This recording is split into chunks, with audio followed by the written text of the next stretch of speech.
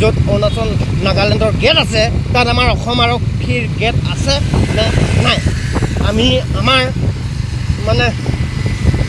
এইটো ভাবিবলগীয়া কথা কিন্তু দেই মানে অৰুণাচল নাগালেণ্ড এনেকৈ হাতখন আমাৰ ভাই ভনী আমাৰ এনেকৈ কিবা কথা এটা আছিলে ন ইতিহাসত তো সিহঁতি যদি মানে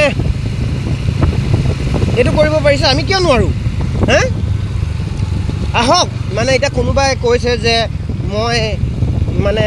য'ত হ'লেও যাব পাৰোঁ তাত কোনো বাধা নাই হয় নাই বাধা নাই তুমি য'তে হ'লেও যাব পাৰা কিন্তু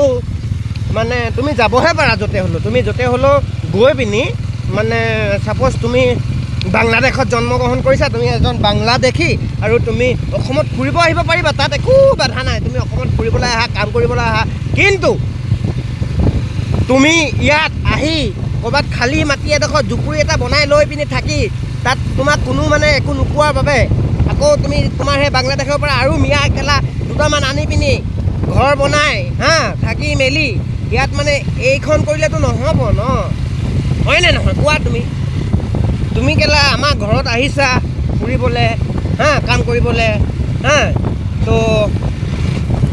আহা একো নাই তাত কিন্তু তুমি আমাৰ ঘৰত আহি আমাৰ মাটিত থাকি মেলি আমাৰ লগত কাজিয়া কৰি কেনেকৈ পচিবল মানে ৱাই এইটো কেলা পচিবলে নহয় বে আৰু সঁচাকৈ দেই মানে আমাৰ অসমীয়া কিন্তু একত্ৰিত হ'বলৈ হ'ল হিমন্ত বিশ্ব শৰ্মা দেৱে যিখিনি কৰিছে ন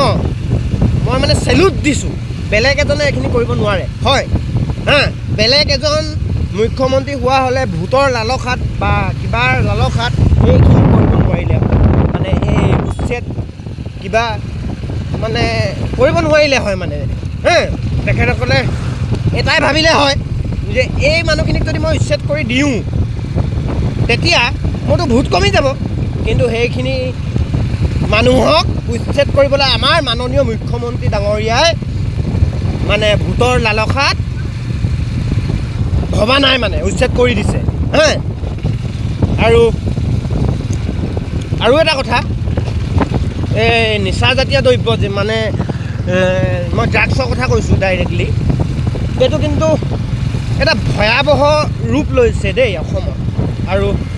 আপোনালোকে ভালকৈ মন দিলে মানে দেখি পাব কেনেকৈ গাঁৱে ভূঞে আজিকালি